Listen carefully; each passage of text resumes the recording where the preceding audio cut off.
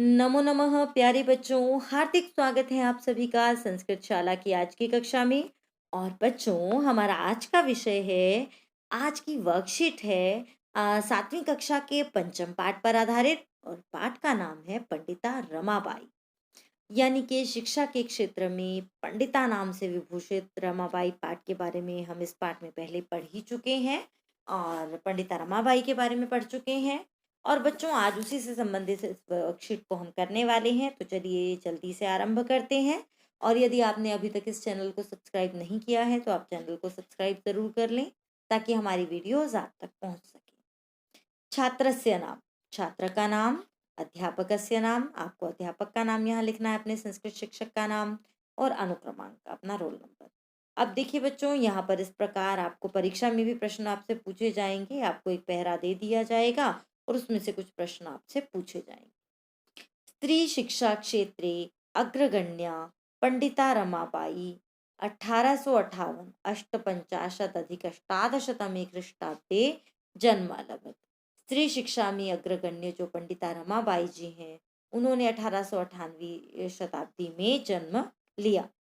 तस्याः पिता, उसके पिता अनंत शास्त्री डोंगरे, उनके पिता का नाम था अनंत शास्त्री डोंगरे। माता च लक्ष्मीबाई आस्ताम, और उनकी माता लक्ष्मीबाई थी। तस्मिन् काले स्त्री शिक्षायाः स्थिति चिंतनीया आसीत्। उस समय स्त्री शिक्षा की स्थिति चिंतनीय थी। स्त्रीणां कृते संस्कृत शिक्षणं प्रायः प्रचलितं नासीत्। स्त्रियों के लिए संस्कृत शिक्षा प्रायः प्रचलित नहीं थी। किंतु डोंगरे रूढ़िबद्धां धारणां परित्यज्य, लेकिन डोंगरे ने रूढ़िबद्ध धारणा को छोड़कर स्वपत्नीं संस्कृतम अध्यापयत, अपनी पत्नी को संस्कृत पढ़ाया। एतदर्थं सह समाजस्य प्रतारणामपि असहत।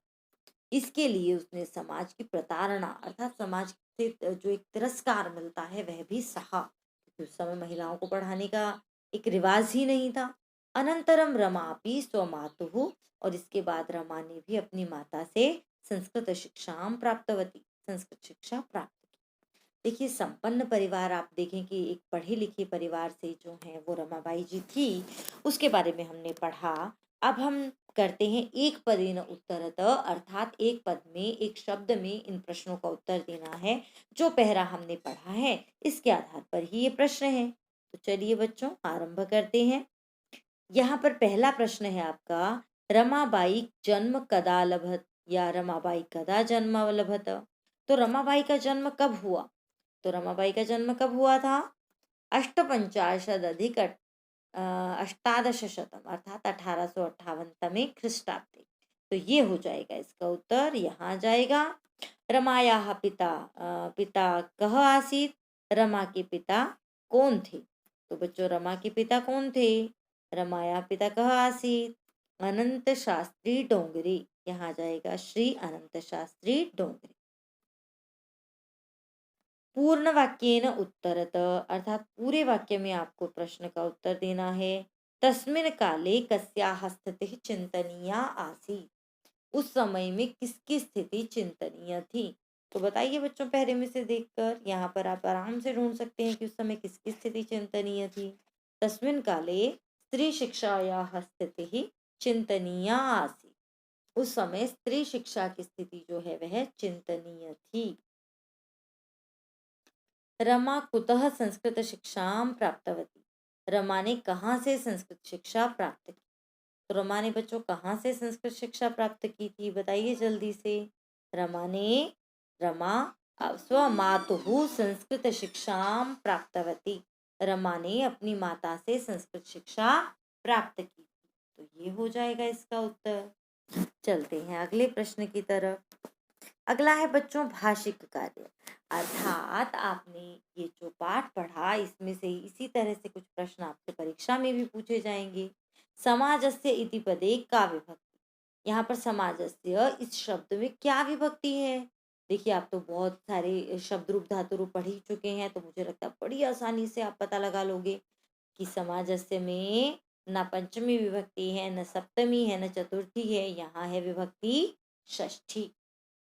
अगला, सह समाजस्य प्रतारणामपि असहत। इति पदे अव्यय पदम किम। अब यहाँ पर ढूंढना है इस लाइन में, पदे नहीं है, इस पंक्ति में, इति पंक्तौ अव्यय पदम किम, इस पंक्ति में अव्यय क्या है। तो बच्चों यहाँ पर आपको अव्यय क्या नजर आ रहा है? अव्यय वैसा शब्द जिसमें कोई परिवर्तन नहीं होता, जिसमें कोई विभक्ति नहीं लगती है, जिसमें कोई वचन नहीं लगता है। तो ऐसा शब्द क्या है? अपि।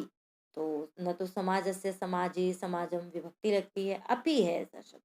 सहतौते ये भी विभक्तियों में चलता है, प्रतारणाम ये भी विभक्तियों में चलता है। अपि शब्द जो है वो अव्यय है। असहत इति पदे कह लकार। ये असहत में कौन सा लकार है? तो असहत में कौन सा लकार है? क्या लट लकार है? नहीं, आगे लगा है। लृट लकार है? नहीं, भविष्य काल का होता है ये तो। लंग लकार, तो ये कौन सा लकार है बच्चों? लंग लकार। अंतिम प्रश्न है, एतदर्थम इति पदस्य संधि विच्छेदम कुरुत। एतदर्थम इस शब्द का आपको संधि विच्छेद करना है, दो शब्दों को अलग अलग करना है। तो क्या एत जमा दर्थम? नहीं, बिल्कुल गलत। ए जमा तदर्थम? नहीं, एतत जमा अर्थम, ये हो जाएगा इसका सही उत्तर। तो यही है बच्चों इसका सही उत्तर, ये भी नहीं है। तो इस प्रकार बच्चों ये हमारी वर्कशीट जो है पूर्ण होती है। आशा करती हूँ आपको अच्छे से समझ में आई होगी, बल्कि मेरे से पहले आप लोगों ने की होगी। तो बच्चों फिर अगली वीडियो लेकर मिलते हैं, तब तक के लिए नमस्कार। स्वस्थ रहिए, आनंदित रहिए।